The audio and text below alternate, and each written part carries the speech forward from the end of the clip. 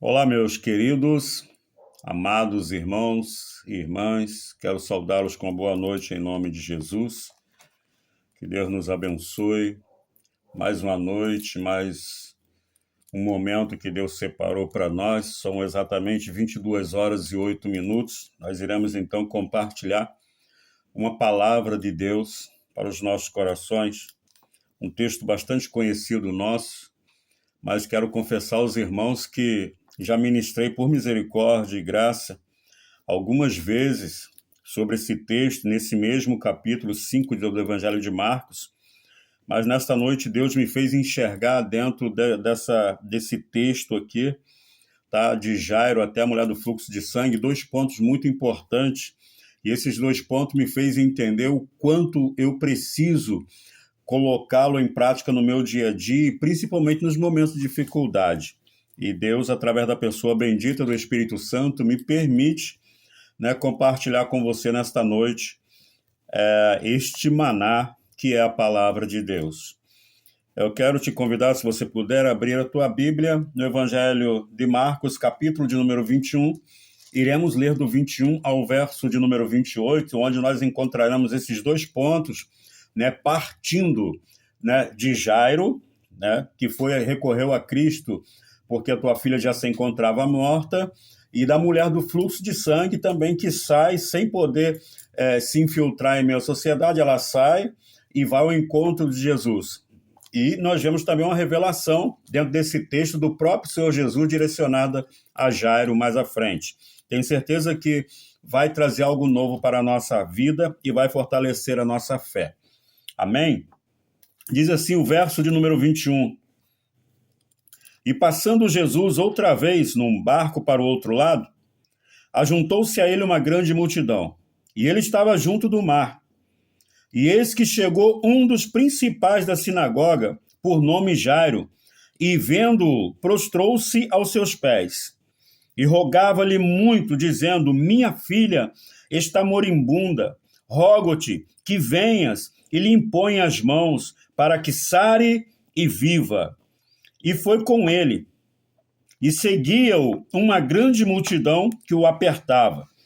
E certa mulher, que havia 12 anos sofrendo com fluxo de sangue, e que havia padecido muito com muitos médicos, despendindo tudo quanto tinha, nada lhe aproveitando nisso, antes indo a pior. Ouvindo falar de Jesus, veio por detrás, dentre a multidão, e tocou-lhe nas suas vestes. Porque dizia: se tão somente tocar nas suas vestes, sararei. Louvado seja o nome do Senhor.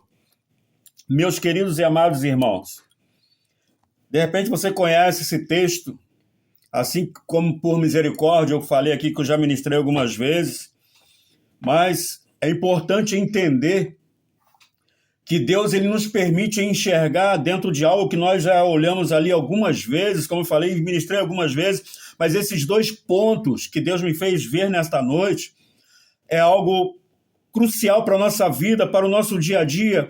Eu entendi o quanto é importante eu colocar isso em prática na minha vida todos os dias e principalmente nos momentos de dificuldade ou em meio aos vendavais. Ou seja, eu e você, nós encontramos, se não me falha a memória, que eu já passei dos 20, por 4 vezes na Bíblia, a palavra o justo viverá pela fé. Se não me falha a memória, Abacuque expressa isso de uma forma muito especial, 4:2, se não me falha a memória, 2:4. Nós vemos também Paulo aos Romanos direcionando, também liberando esta palavra. O mesmo apóstolo Paulo também, em Gálatas, liberando esta palavra, e o escritor aos Hebreus também ele libera essa palavra, dizendo que o justo viverá pela fé. Então, se servimos um Deus que o honramos como Senhor e Todo-Poderoso, nós precisamos então entender, como diz lá o Salmo 37, verso 5, que uma vez que eu entreguei a minha vida nas mãos dele, eu preciso confiar, porque não basta eu entregar somente, eu preciso entregar e confiar. E é isso que às vezes nós não conseguimos colocar em prática, esse confiar. porque no mundo tereis aflições, né? Nós vamos passar por muitas dificuldades, mas é neste momento que precisamos exercer essa fé em Cristo Jesus. Observa comigo, meus amados irmãos,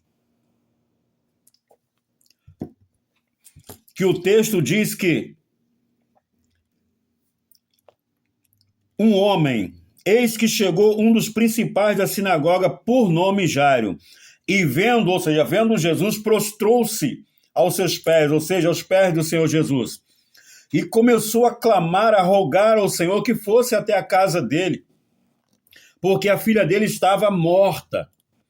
A filha dele estava morta, estava à beira da morte, estava já nos últimos momentos. Mas olha o que, continuando aqui o verso 23, ele diz, e rogava-lhe muito, dizendo, minha filha está moribunda, prestes a morrer, rogo-te que venha e lhe imponha as mãos para que sare e viva. E Jesus, ouvindo aquilo, ele foi em direção à casa do homem que buscou nele ajuda. Jesus caminhando, no meio do caminho surge uma mulher, que o texto a chama de uma certa mulher. E essa mulher ela já sofria há 12 anos, com fluxo de sangue, uma hemorragia que não parava, que não estancava, que não parava. E pela revelação bíblica, essa mulher não era uma qualquer. A Bíblia diz que ela gastou tudo que tinha, tudo que possuía, acredito eu, indo nos melhores médicos. Mas ela não teve êxito. Ao contrário, o texto diz que ela ia de mal a pior. Mas observa comigo agora, com os olhos espirituais, o que levou Jairo a alcançar o milagre e aquela mulher também. Algo que eu e você precisamos viver no nosso dia a dia. É aquela coisa chamada fé. Eu me lembro que certa vez eu chamo de propósito, o que muitos chamam de campanha, eu chamo de propósito, que é, dentro do propósito, orientar os que me ouvem acerca daquilo que Deus colocou no meu coração.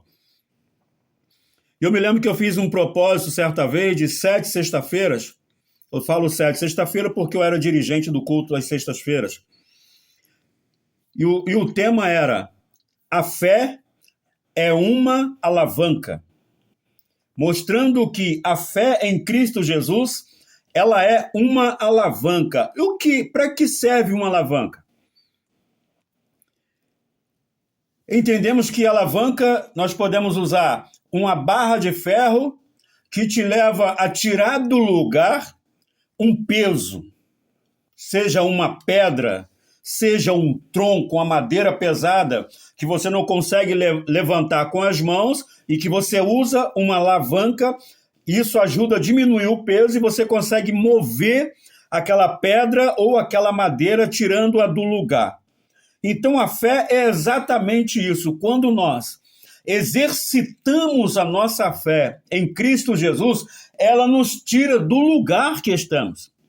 Ela nos impulsiona, ela nos direciona, ela nos mostra uma saída, porque ela leva-nos a sair daquela situação no sentido de eu vou buscar ajuda em quem? Aquele em quem nós precisamos depositar a nossa fé. Observa a palavra de Jairo, no verso 23. Jairo não era um discípulo de Jesus. Jairo era um homem que tinha o conhecimento de que Jesus operava milagre, mas ele não tinha intimidade com Jesus.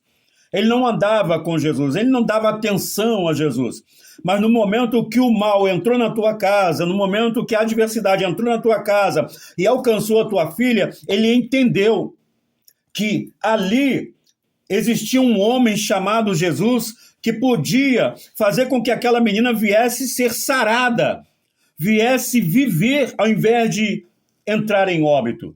E as palavras dele, veja bem, é o primeiro ponto, é a primeira revelação que Cristo trouxe ao meu coração, à minha alma.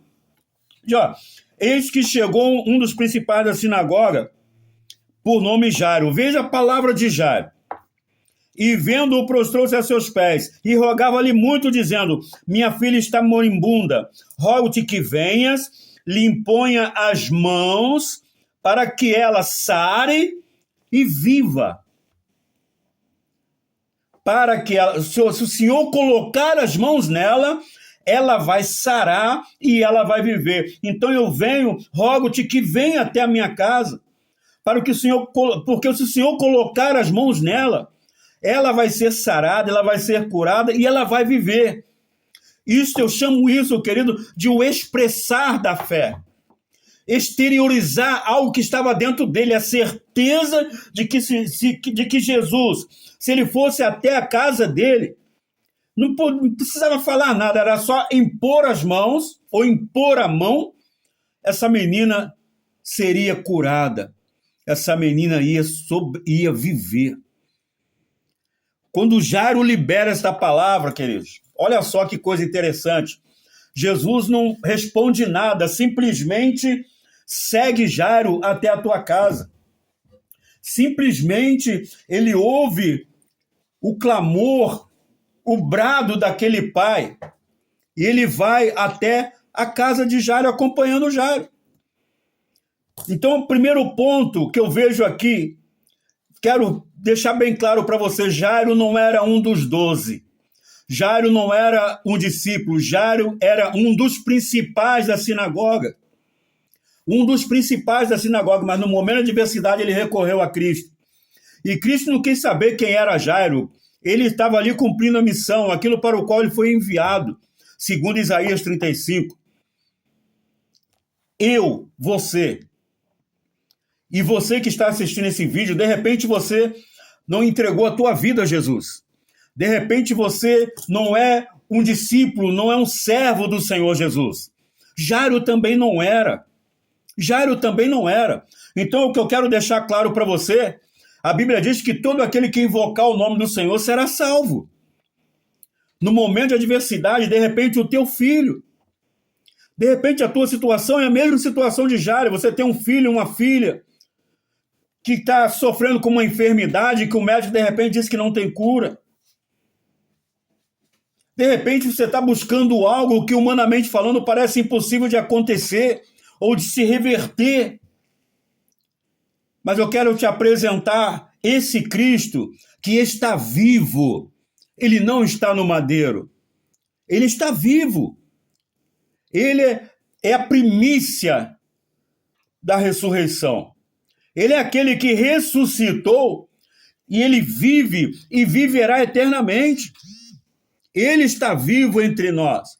Então, se você clamar, se você seguir a orientação de Jairo, o meu conselho é que você busque nele sim o que você necessita, mas que você entenda que o que mais você precisa na realidade é Cristo na tua vida, aceitá-lo como Senhor e Salvador da tua vida e da tua alma. Mas ainda que você não tome essa atitude, eu quero deixar claro para você que se você clamar esse Cristo com fé, seja qual for a tua necessidade, o teu problema, ele vai te atender assim como atendeu Jairo. Jairo demonstrou uma atitude de fé, porque não tinha mais saída. Ele entendeu que não tinha mais saída, ninguém poderia mais fazer nada por ele. Como diz Isaías 43:11, Deus através de Isaías diz, eu sou o Senhor e fora de mim não há Salvador, não há outro, somente em Cristo. Ele é o autor da vida. Ele é Jeová Rafá, o Deus que sara, o Deus que cura. Ele é o Deus Todo-Poderoso. Ele se apresentou a Abraão e disse, Abraão, eu sou o Deus Todo-Poderoso. Olha só que maravilha. E nós precisamos crer, amado. Volto a repetir, de repente você não serve a Cristo, mas você é uma pessoa que ouve conselhos, faça isso, você vai e faz. Então, querido, Deus nesta noite está falando com você. Neste momento está falando com você.